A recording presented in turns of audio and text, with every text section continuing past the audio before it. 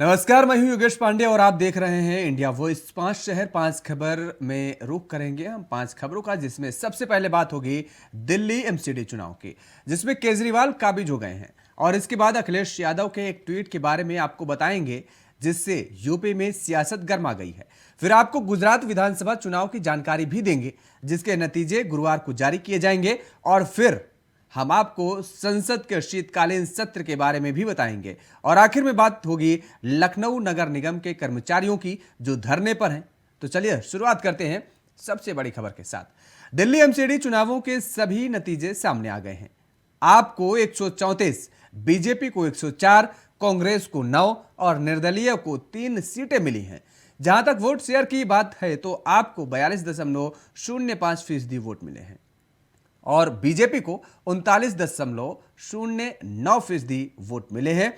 इसके साथ ही कांग्रेस को महज 11.68% वोट मिले हैं। दिल्ली की जनता ने इस बार आम आदमी पार्टी पर भरोसा जताया है। हालांकि एग्जिट पोल्स के नतीजे आम आदमी पार्टी के पक्ष में दिख रहे थे। एमसीडी चुनाव में अरविंद केजरीवाल की बम्पर जीत का अनुमान जताया गया था। आपको बता दें कि एमसीडी पर पिछले 15 साल से बीजेपी का कब्जा रहा है। 2017 के चुनाव में बीजेपी को 181 और आम आदमी पार्टी को 48 सीटें मिली थी, वहीं कांग्रेस को 31 सीटें मिली थी।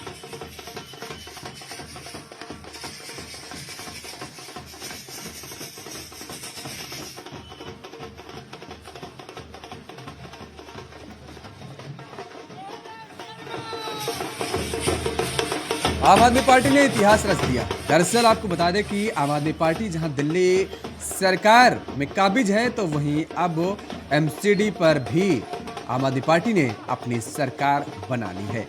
15 साल से बीजेपी का एमसीडी पर कब्जा रहा, लेकिन आम आदमी पार्टी ने इस 15 साल के किले को, भारतीय जनता पार्टी के किले को धराशायी करते हुए अपना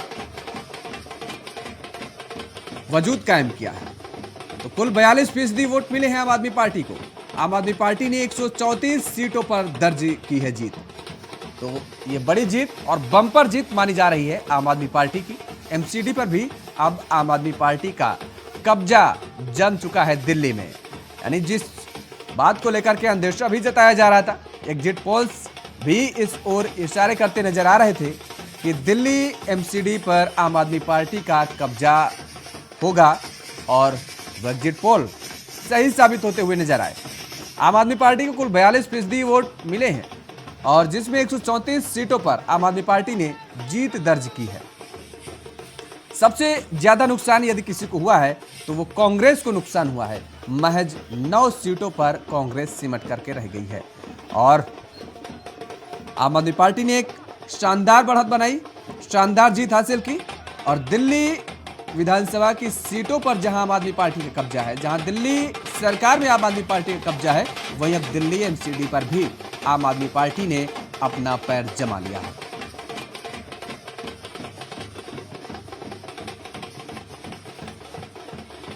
और इसी खबर पर ज्यादा जानकारी के साथ हमारे संवाददाता नितिन चौधरी हमारे साथ सीधे लाइव जुड़ चुके हैं। नितिन, किस तरीके की तस्वीरें दिल्ली की नजर आ रही हैं, क्योंकि दिल्ली एमसीडी चुनाव पर भी आम आदमी पार्टी ने कब्जा जमा लिया है? जी देखिए योगेश, बिल्कुल जिस तरीके से दिल्ली में एमसीडी के अंदर आज आम आदमी पार्टी ने पूरी तरीके से कब्जा जमा लिया। जहां भारतीय जनता पार्टी 15 साल से अपना राज कर रही थी एमसीडी के अंदर, 2017 की बात की जाए तो 2017 में एमसीडी में 181 सीट जो है भारतीय जनता पार्टी को मिली थी। उसके बाद वे आम आदमी पार्टी को 48 सीट और कांग्रेस को जो 31 सीट मिली थी। लेकिन अब की बार जो बम्पर जीत हुई है आम आदमी पार्टी ने, इसमें 134 जो सीट यहाँ मिली हैं उनको देखने को मिली। और यहाँ के जो जश्न है वो काफ़ी मनाया जा रहा है कि आम आदमी पार्टी ने अब की बार जो है अपना सत्ता में वापसी की और साथ ही एमसीडी के अंदर जो वापसी है वो की। लेकिन भारतीय जनता पार्टी पूरी तरीके से नाकाम रही। जहां भारतीय जनता पार्टी 15 साल से जो है एमसीडी के अंदर राज कर रही थी, यहाँ पर लोगों को जो है सारे कार्य कर रही थी। और साथ ही उसके बाद आपको बताया कि आम आदमी पार्टी पूरी तरीके से सत्ता पर काबजी पाते गई। जिस तरीके से भारतीय जनता पार्टी को एक करारी हार का भी सामना करना पड़ा है, तो इसमें सबसे ज़्यादा जो नुकसान है वो कांग्रेस पार्टी को करना पड़ा है। जो 9 सीट जो एमसीडी के अंदर मिली, जो कांग्रेस ने कुछ दिन पहले भी अपने घोषणा पत्र जारी किया था, घोषणा पत्र में बड़े बड़े वादे किए थे, तो उसने उसी के बाद में आम आदमी पार्टी ने अपने सत्ता वापसी की। क्योंकि 15 साल से भारतीय जनता पार्टी का राज था एमसीडी के अंदर। एमसीडी में तमाम वहाँ पर जो कई बार जो 181 सीट 2017 में उनको मिली थी, तो आम आदमी पार्टी को उसमें भी हार का सामना करना पड़ा था। लेकिन 15 साल से भारतीय जनता पार्टी अपना राज कर रही थी। तो लेकिन उसके बाद जब आज आम आदमी पार्टी को 134 सीट मिली, एक बम्पर जीत हुई है, तो उसके बाद ही आम आदमी पार्टी के तमाम नेताओं में खुशी की लहर है। तमाम बड़े बड़े नेताओं में खुशी मनाई जा रही है। भारतीय आम आदमी पार्टी ऑफिस के अंदर जश्न मनाया जा रहा है, क्योंकि एमसीडी में पहली बार ऐसा हुआ कि आम आदमी पार्टी ने अपनी सरकार बनाई है जी। बिल्कुल नितिन, लेकिन इस दौरान भारतीय जनता पार्टी के नेताओं का बयान सामने आया क्या, और बयान सामने आया है तो किस नेता ने क्या कुछ सफाई दी है इस पूरे चुनाव को लेकर के, पूरे रिजल्ट को लेकर के? ये देखिए, बिल्कुल जिस तरीके से बयानबाजी जो आना स्टार्ट हुआ था, तमाम आम आदमी पार्टी को भी कहा गया कि जिस तरीके से आम आदमी पार्टी को पहले तो उन्होंने बधाई दी है कि जिस तरीके से आम आदमी पार्टी ने 134 सीट हासिल की है एमसीडी के अंदर, तो भारतीय जनता पार्टी को करारी हार मिली है, तो उसको पहले शुभकामना दी उन्होंने अरविंद केजरीवाल को। और वहाँ पर उनका जो बयानबाजी हुई है कि अब देखना यही होगा कि एमसीडी के अंदर किस तरीके से सरकार आम आदमी पार्टी चलाती है नहीं चलाती। जिस तरीके से भारतीय जनता पार्टी के नेताओं ने कहा कि भारतीय जनता पार्टी ने एमसीडी के अंदर 15 साल तक अच्छे कार्य किए हैं, वहाँ पर लोगों को जो है रोजगार दिया, तमाम बड़े बड़ी चीज़ों को लेते हुए यहाँ पर जो बयानबाजी थे लोगों के स्टार्ट हो गए हैं। आम आदमी पार्टी को निशाना भी साधते हुए कहा कि आम आदमी पार्टी की जिस तरीके से जीत हुई और जो आम बीजेपी पर पार्टी की जो हार हुई है, तो उस पर जो तमाम नेताओं के अपने बयानबाजी भी स्टार्ट कर दिए थे। लेकिन आम आदमी पार्टी की तरफ से पूरी तरीके से सभी लोगों ने जो शुभकामना की, जो है यहाँ पर ढेर शुभकामना दी कि आम आदमी पार्टी की पहली बार एमसीडी के अंदर सरकार बनी। और एमसीडी में केजरीवाल का कहना था कि एमसीडी में यदि सरकार बनती है तो वो अच्छा कार्य करेंगे। स्कूलों की बात की जाती है, स्कूलों को चमकाने का कार्य करेंगे। तमाम बड़े बड़े मुद्दों पर जो यहाँ पर आम आदमी पार्टी की तरफ से कहा गए थे। अब देखना ये है कि किस तरीके से यहाँ पर कामकाज करती है आम आदमी पार्टी। और भारतीय जनता पार्टी को भी उन्होंने कहा कि पहली बार जो गुजरात के अंदर जो चुनाव लड़ रहे थे उस टाइम भी उन्होंने कहा कि गुजरात में भी देखना होगा कि जिस तरीके से गुजरात के अंदर आम आदमी पार्टी ने चुनाव लड़ा और इस पर बड़ी जो जीत को भी वो हासिल करने की जो बात कह रहे हैं कि आम आदमी पार्टी गुजरात में भी सरकार बनाते हुए नजर आएगी। लेकिन उसमें जो आम आदमी पार्टी कहना है कि एमसीडी के अंदर जो चुनाव लड़ा है, तो एमसीडी के अंदर जो 134 सीट जो जीत की हासिल की है उसमें खुशी का माहौल है और खुशी मना रहे हैं। खुद अरविंद केजरीवाल भी कह रहे हैं कि अब की बार देख लीजिए जिस तरीके से एमसीडी के अंदर जनता ने उन्हें विश्वास जताया, जनता ने जो वोट डाली है, ये वोटें आखिरकार कामकाज के ऊपर वोट मिली है। जिस तरीके से आम आदमी पार्टी की सरकार दिल्ली में है, दिल्ली के अंदर किस तरीके के कार्य कर रही है, तो उस कार्य के ऊपर जो वोटें हैं यहाँ पर मिले वो करवी अरविंद केजरीवाल ने खुद कहा है। खुद डिप्टी सीएम मनीष सिसोदिया यही बात करेंगे कि काम पर लोगों ने मतदान किया है और अब आने वाले समय में काम करके आम आदमी पार्टी दिखाएगी। बहुत बहुत शुक्रिया तमाम सारी जानकारी देने के लिए। नितिन चौधरी हमारे साथ जुड़े हुए थे, जिन्होंने बताया कि किस तरीके से दिल्ली में जश्न का माहौल देखने को मिल रहा है आम आदमी पार्टी कार्यालय में। वहीं भारतीय जनता पार्टी के नेताओं ने भी आम आदमी पार्टी को बधाई दी है। उत्तर प्रदेश में हुए मैनपुरी लोकसभा उपचुनाव, खतौली और रामपुर विधानसभा उपचुनाव के नतीजे गुरुवार को आएंगे। गुरुवार सुबह इन सीटों के लिए मतगणना शुरू होगी और दोपहर तक स्थिति साफ हो जाएगी। इस बीच मतदान हो जाने के बाद भी राजनीतिक दल एक दूसरे पर आरोप प्रत्यारोप लगाने से नहीं चूक रहे हैं। समाजवादी पार्टी के मुखिया अखिलेश यादव ने ट्वीट करते हुए ईवीएम पर ही सवाल खड़े कर दिए हैं। सपा अध्यक्ष अखिलेश यादव ने एक ट्वीट में कहा है कि जब जर्मनी ने ईवीएम से चुनाव को असंवैधानिक मानते हुए 2009 में ही समाप्त कर दिया, तो उनकी विदेश मंत्री को ईवीएम दिखाकर सरकार क्या साबित करना चाहती है। दरअसल अखिलेश यादव ने एक मीडिया रिपोर्ट का शेयर किया है, जिसमें मुख्य चुनाव आयुक्त राजीव कुमार ने नई दिल्ली में जर्मन विदेश मंत्री अन्ना लेना बेयरबॉक का इलेक्ट्रॉनिक वोटिंग मशीन यानी ईवीएम की काम करने के तरीके के बारे में बताते नजर आ रहे हैं। और इसके साथ ही वीवीपैट कैसे काम करता है इसके बारे में भी उन्होंने जानकारी दी है, जिस पर डिप्टी सीएम केशव प्रसाद मौर्य ने भी पलटवार करते हुए कहा है कि 2012 के यूपी विधानसभा चुनाव में ईवीएम से ही सपा की सरकार बनी थी और 2022 में भी वह करहल की सीट ईवीएम से ही जीते थे, लेकिन जब वे हार देख रहे हैं तो ईवीएम गलत निकली है।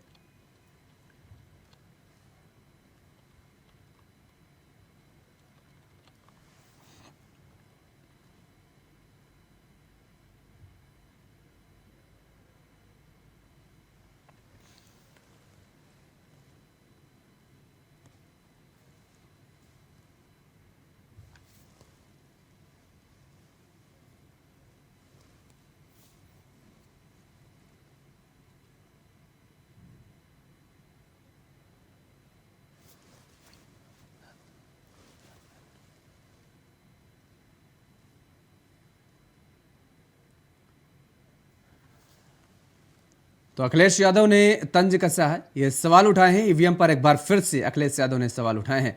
वहीं अखिलेश यादव के सवालों का जवाब देते हुए उत्तर प्रदेश के उप मुख्यमंत्री केशव प्रसाद मौर्य ने भी पलटवार किया है। दरअसल आपको बता दें कि केशव प्रसाद मौर्य ने कहा है कि जब समाजवादी पार्टी कोई चुनाव जीतती है तो उसी ईवीएम से जीतती है, उसी ईवीएम से मतदान होता है, लेकिन जब हारने का डर होता है तब सवाल उठाने लगती है। और इसी खबर पर ज़्यादा जानकारी के साथ हमारे संवाददाता प्रियम पाठक हमारे साथ सीधे लाइव जुड़े हुए हैं।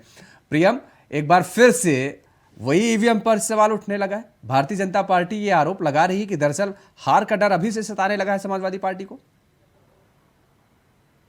बिल्कुल योगेश, देखिए कल जो है वो एक अहम नतीजे जो है वो आने वाले हैं, जिसमें मैनपुरी की लोकसभा का नतीजा होगा और इसके अलावा रामपुर की सदर विधानसभा और खतौली विधानसभा के जो नतीजे हैं वो कल आएंगे। तो ऐसे में जाहिर सी बात है चुनाव की जो मतगणना होनी उससे ठीक पहले अखिलेश यादव की तरफ से ईवीएम को लेकर जो है वो सवाल उठाया गया है। समाजवादी पार्टी के ऑफिशियल ट्विटर हैंडल की तरफ से जो है वो सवाल किया गया है और अभी जो है वो अखिलेश यादव ने बाकायदा ट्वीट करके जिस तरीके से ईवीएम की जो कह सकते हैं विश्वसनीयता है उस पर सवाल उठाए हैं। तो कहीं ना कहीं उसको देख के जरूर जो है बीजेपी की तरफ से जो है हमला किया जा रहा है और बीजेपी का जो लोग हैं उनका कहना है कि जब पार्टी जो है वो जीतती है तब वो ईवीएम में जो है उसको हार नहीं मानते हैं, मानते हैं कि ईवीएम सही काम कर रही है।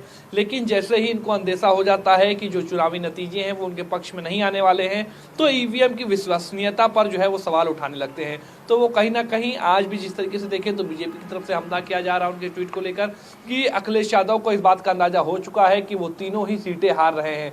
चूंकि ये तीनों सीटें जो है केवल एक नंबर ऑफ सीट्स नहीं है, काफ़ी हद तक समाजवादी पार्टी की प्रतिष्ठा का सवाल लगा हुआ है। प्रतिष्ठा जो है वो दांव पे लगी हुई है और प्रतिष्ठा का सवाल है, इसलिए समाजवादी पार्टी की तरफ से पूरा प्रयास भी किया गया है। लेकिन चुनाव की मतगणना से पहले ही इस तरीके का ट्वीट करना, ईवीएम की विश्वसनीयता को लेकर सवाल उठाना अपने आप पे इस बात का संदेह पैदा कर रहा है कि शायद जो है वो अखिलेश यादव को लग रहा है कि जो चुनावी नतीजे आएंगे वो उनके फेवर के नहीं होंगे। क्योंकि लेकिन इससे पहले आप जो नतीजे देखें, जो भी नतीजे उनके फेवर में आए हैं, समाजवादी पार्टी के फेवर में, उस समय जो है वो ईवीएम के ऊपर सवाल नहीं उठाए गए। लेकिन जब नतीजे विरोध में आते हैं, विपक्ष में आते हैं, तब जरूर साफ तौर पर इस तरीके के आरोप जो है वो लगने लगते हैं और ईवीएम की विश्वसनीयता को लेकर जो है वो सवाल उठते हैं। और इसी बात को लेकर जो है बीजेपी भी जो है वो समाजवादी पार्टी पर हमलावर है और उसका कहना है कि समाजवादी पार्टी और उसके मुखिया इस बात को जान चुके हैं कि कल जो नतीजे आने वाले हैं वो उनके फेवर में नहीं होंगे और जो ये सीटें जो कभी समाजवादी पार्टी का गढ़ कही जाती रही हैं, पारंपरिक सीटें कही जाती रही हैं, उन पे अब जो है भारतीय जनता पार्टी का कब्जा होने जा रहा है। और जिस तरीके से उपचुनाव हुए थे आजमगढ़ की लोकसभा सीट और रामपुर की जो लोकसभा की सीट थी उसको लेकर, तो उन सीटों पर भी जो है वो बीजेपी ने अपने प्रत्याशी को जिताया और वो दोनों सीटें जो थी वो भी समाजवादी पार्टी का गढ़ कही जाती थी। एक रामपुर की जो लोकसभा की सीट थी वो आजम खान का गढ़ कहा जाता था। आजमगढ़ बड़े कद्दावर जो है वो नेता के तौर पर देखे जाते रहे हैं, मुस्लिम वर्ग के बड़े चेहरे के तौर पर उत्तर प्रदेश के अंदर देखे गए और समाजवादी पार्टी के संस्थापक सदस्यों में से एक थे। लेकिन उस किले को भेदने में बीजेपी ने कामयाबी जो है वो हासिल करी थी। और अब जब बारी है रामपुर की सदर विधानसभा की सीट, जहां से खुद अभी 2022 में ही आजम खान बतौर विधायक चुनकर आए थे, लेकिन चूंकि उनके ऊपर आरोप लगे और आरोप सिद्ध हुए तो उसके बाद उनकी विधानसभा की जो सदस्यता हुई थी वो रद्द हुई और अब ये सीट खाली हुई। तो उसके बाद कहीं ना कहीं अभी भी साफ तौर पर जो प्रतिष्ठा है वो आजम खान की और समाजवादी पार्टी की भी इस रामपुर सदर सीट पर दांव पर जो है वो लगी हुई है। और इसी तरीके का नतीजा जो है वो मैनपुरी का भी है, वहां पर डिम्पल यादव को मैदान में उतारा गया है और कल पता चल जाएगा कि आखिर कौन किस पर किसकी साख बच पाई है और कौन अपनी साख बचाने में फेल रहा है। बहुत बहुत शुक्रिया तमाम सारी जानकारी देने के लिए। प्रिया हमारे साथ जुड़े हुए थे जिन्होंने बताया कि किस तरीके से कल चुनावी नतीजे आने हैं, लेकिन चुनावी नतीजे आने से पहले ही ट्विटर पर एक वॉर प्रतिवाद शुरू हो गया है।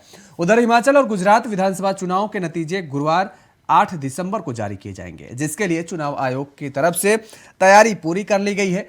आपको बता दें कि हिमाचल की 68 विधानसभा सीटों पर 12 नवंबर को मतदान हुआ था। वहीं गुजरात की 182 विधानसभा सीटों पर 2 चरणों में मतदान हुए। पहले चरण में 19 जिलों की 89 सीटों पर 1 दिसंबर को मतदान हुआ और वहीं दूसरे चरण में 93 सीटों पर 5 दिसंबर को मतदान हुआ और अब 8 दिसंबर यानी गुरुवार को दोनों राज्यों के नतीजे जारी किए जाएंगे। एग्जिट पोल की माने तो गुजरात में जहां बीजेपी बम्पर जीत हासिल कर रही है, तो वहीं हिमाचल में बीजेपी को झटका लग सकता है। और इसी खबर पर ज्यादा जानकारी के साथ हमारे सहयोगी शिवम सोनी हमारे साथ सीधे लाइव जुड़ चुके हैं। शिवम, कल का दिन बेहद अहम माना जा रहा है। गुजरात और हिमाचल प्रदेश के चुनावी नतीजे सामने आएंगे। योगेश, कल का दिन बेहद अहम है। आज एमसीडी चुनाव के नतीजे सामने आए और कल गुजरात और हिमाचल प्रदेश के विधानसभा चुनावों के नतीजों का ऐलान हो जाएगा। इसके साथ ही 5 राज्यों की 6 विधानसभा सीटों और 1 लोकसभा सीट पर भी चुनावी परिणाम शुरू होंगे। सुबह 8 बजे से मतों की गिनती शुरू हो जाएगी योगेश। सबसे पहले पोस्टल बैलेट खोले जाएंगे, उसके बाद 9 बजे से जो रुझान है योगेश वो आना शुरू हो जाएंगे। देखिए, गुजरात में 182 विधानसभा सीटों पर चुनाव हुआ था। वहां पर लगभग 27 साल से भारतीय जनता पार्टी सत्ता पर काबिज है। हालांकि कुछ राजनीतिक पंडितों का मानना था कि एंटी इनकम्बेंसी हावी हो सकती है, लेकिन जो एग्जिट पोल आए उस एग्जिट पोल में बीजेपी की सरकार बनती हुई नजर आ रही है। तो हिमाचल में बड़ा सवाल यह है कि हिमाचल में रिवाज बदलेगा या राज बदलेगा, ये कल तय हो जाएगा। हालांकि एग्जिट पोल में हिमाचल के कांग्रेस की सरकार बनती हुई दिखाई दी गई। इसके साथ ही उत्तर प्रदेश में कल 3 सीटों पर चुनावी रिजल्ट आ जाएगा। जहां उपचुनाव हुए थे उत्तर प्रदेश में मैनपुरी की लोकसभा सीट, खतौली और रामपुर की विधानसभा सीट। देखिए, उत्तर प्रदेश में भी कड़ी टक्कर है। रामपुर से आजम खान की साख पर सवाल है, तो वहीं मैनपुरी से अखिलेश यादव की साख वहां पर लगी हुई है। डिंपल यादव वहां से प्रत्याशी हैं। तो कल 5 राज्यों की 6 विधानसभा सीटों के साथ 1 लोकसभा सीट और गुजरात और हिमाचल की विधानसभा सीटों पर कल चुनावी परिणाम आ जाएंगे और कल ये तय हो जाएगा शाम तक, दोपहर तक ही योगेश के जनता ने कैसे अपना सरताज बनाया है, जनता ने किसके सर पर ताज पहनाया है योगेश। बिल्कुल शिवम, लेकिन जिस तरीके से जो एग्जिट पोल का आपने जिक्र किया उससे साफ तौर पर यह जाहिर हो रहा है कि हिमाचल प्रदेश में कड़ी टक्कर मानी जा रही है। कांग्रेस को कहीं ना कहीं एक जो खुशी है उसकी लहर देखने को मिल रही है कांग्रेस के अंदर। लेकिन गुजरात के अगर हम जिक्र करें तो जो एग्जिट पोल के मुताबिक जो आंकड़े सामने आ रहे हैं उनमें भारतीय जनता पार्टी एक बार फिर से सरकार बनाने जा रही है। यानी ये कहा जा सकता है कि अगर हिमाचल में बेहतर स्थिति में कांग्रेस आती है तो वहां सरकार बना सकती है एग्जिट पोल के मुताबिक, और गुजरात में बीजेपी, तो दोनों ही राजनीतिक दलों के लिए खुशी का माहौल कल हो सकता है। देखिए योगेश, किसी दल में निराशा हाथ लगेगी तो किसी दल को खुशी होगी। जैसे कि आज आम आदमी पार्टी के रिजल्ट आया, हमने देखा कि निराशा हाथ लगी भारतीय जनता पार्टी को और कांग्रेस को, खुशी हुई आम आदमी पार्टी को। हो सकता है कल आम आदमी पार्टी को निराशा हाथ लगे तो कांग्रेस को हिमाचल में खुशी हो जाए। ये एक बेहद महत्वपूर्ण चीज़ है, क्योंकि चुनाव परिणाम में 2 ही पहलू होते हैं, हार या जीत। लेकिन एग्जिट पोल के मुताबिक हिमाचल में कांग्रेस की सरकार बन रही है, क्योंकि कांग्रेस में परंपरा चली आई है सालों से। पहले वहां पर बीजेपी काबिज होती है, फिर 5 साल बाद वहां की जनता का जो मिजाज है वो दूसरा है, फिर जनता सरकार बदलती है, फिर कांग्रेस आती है, फिर बीजेपी आती है, फिर कांग्रेस आती है। तो हिमाचल में 27 साल से भारतीय जनता पार्टी कब्जे में है। लेकिन गुजरात में, माफ कीजिएगा, गुजरात की लड़ाई इस बार दिलचस्प इसलिए देखी जा रही होगी क्योंकि आम आदमी पार्टी की एंट्री हो गई और गाये बगाए आम आदमी पार्टी के कुछ विधायक भी वहां से जीत रहे हैं, जो कि एग्जिट पोल में अनुमान लगाया गया। तकरीबन 10 से 20 सीटें आम आदमी पार्टी की गुजरात में आने की संभावना जताई जा रही है एग्जिट पोल के मुताबिक। हालांकि स्थिति क्या है, तस्वीर क्या है, वो कल ही साफ हो पाएगी। लेकिन मुद्दे गुजरात में इस बार बहुत गूंजे। फ्री बिजली का, पानी का, बीजेपी ने 20 लाख नौकरी देने का वादा किया था, युवाओं को इलेक्ट्रिक स्कूटी देंगे। कांग्रेस ने कहा 10 लाख नौकरी हम देंगे, तो वहीं बीजेपी ने दोगुनी नौकरी देने का वादा किया। योगी आदित्यनाथ हो, प्रधानमंत्री नरेंद्र मोदी हो, अन्य राज्यों के मुख्यमंत्री हो, जमकर चुनाव प्रचार किया गया, जमकर जोर आजमाइश की गई।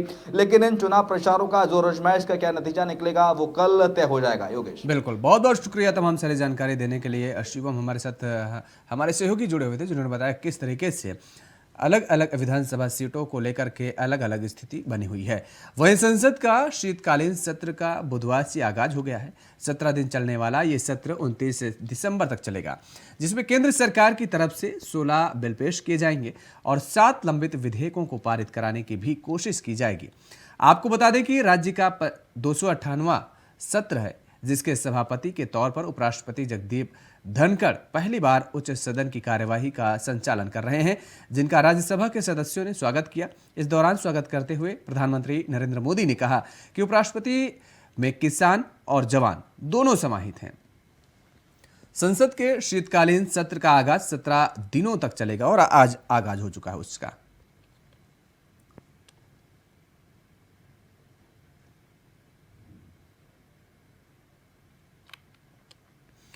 और इसी खबर पर ज्यादा जानकारी के साथ हमारे संवाददाता नितिन चौधरी हमारे साथ सीधे लाइव जुड़े हुए हैं। नितिन, आज से शीत सत्र का आगाज हो गया है, किस तरीके की तस्वीरें देखने को मिली पहले दिन?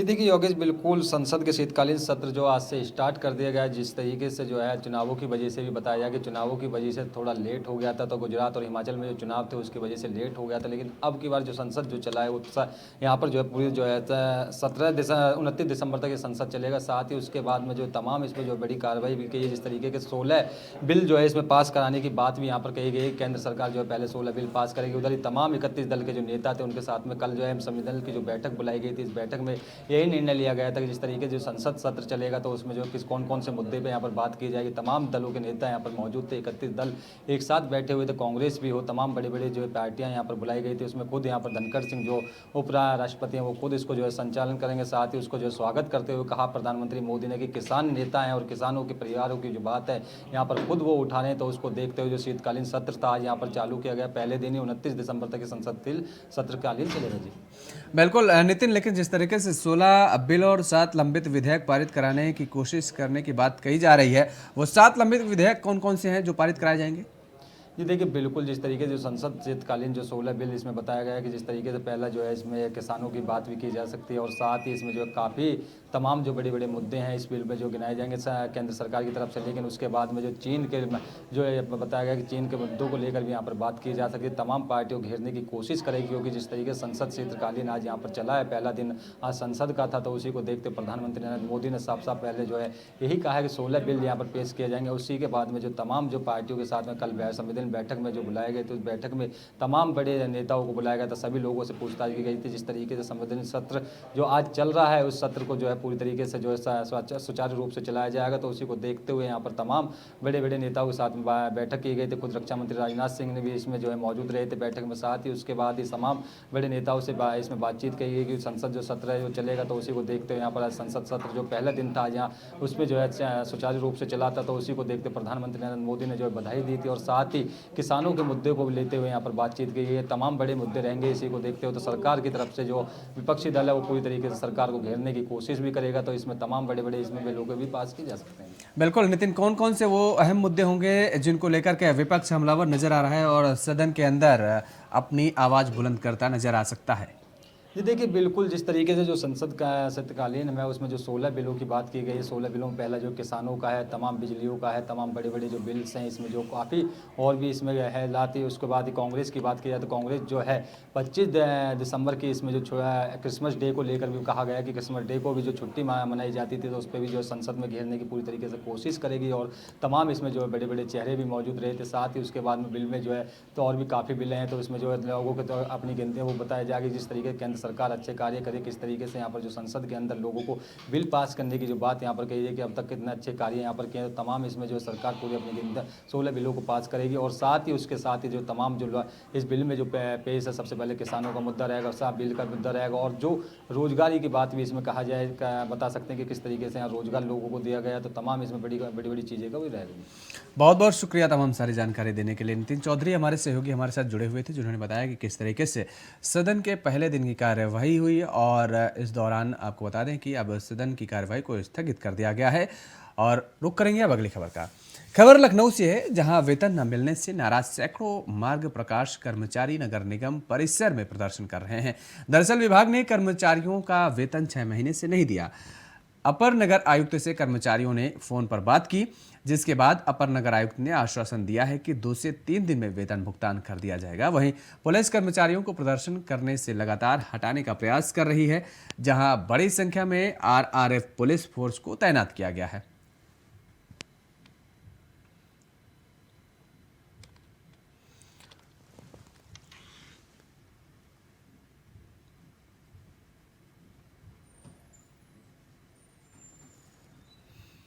तो ये तस्वीरें लखनऊ नगर निगम की हैं। आप देख सकते हैं कि किस तरीके से इन कर्मचारियों का धरना प्रदर्शन चल रहा है। 6 महीने से वेतन न मिलने की वजह से इन कर्मचारियों का धरना प्रदर्शन चल रहा है।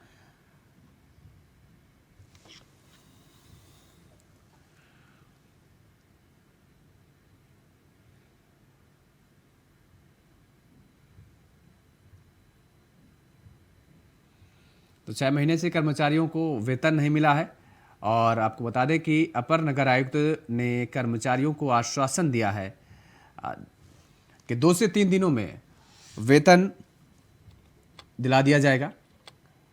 वेतन न मिलने से नाराज मार्ग प्रकाश कर्मचारियों का धरना प्रदर्शन चल रहा है। ये तस्वीरें हम आपको लखनऊ नगर निगम की दिखा रहे हैं, जहां पर आप देख सकते हैं किस तरीके से ज्ञापन देते हुए भी लोग नजर आ रहे हैं।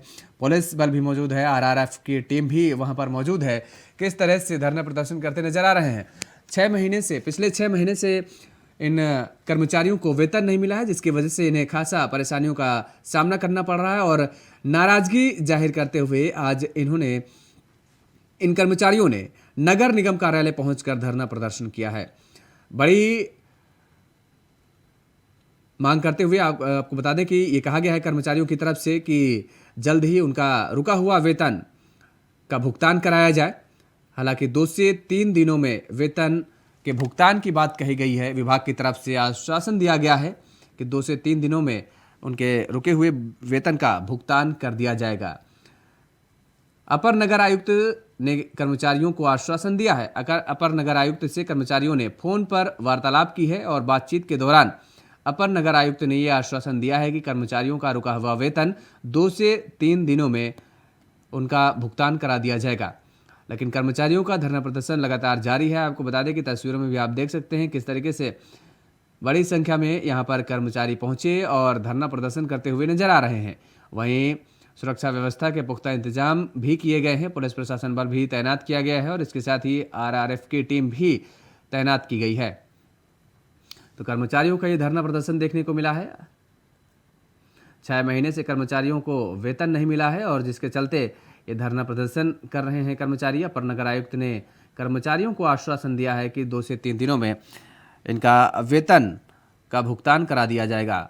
अपर नगर आयुक्त से कर्मचारियों ने दरअसल आपको बता दें कि फ़ोन पर बात की है और फ़ोन पर बात करने के बाद अपर नगर आयुक्त ने उन्हें आश्वासन दिलाया है कि उनका पिछले 6 महीने का रुका हुआ वेतन 2 से 3 दिनों में वेतन का भुगतान करा दिया जाएगा।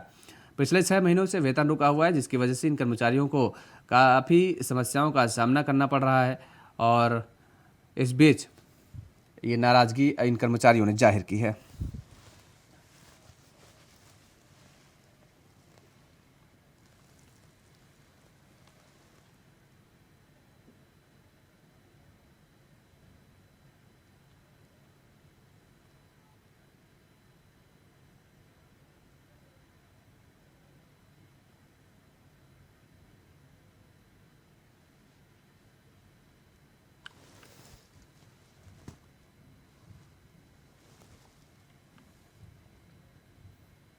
और 5 शहर 5 खबर में फिलहाल इतना ही। खबरों के लिए आप देखते रहिए इंडिया वॉइस। नमस्कार।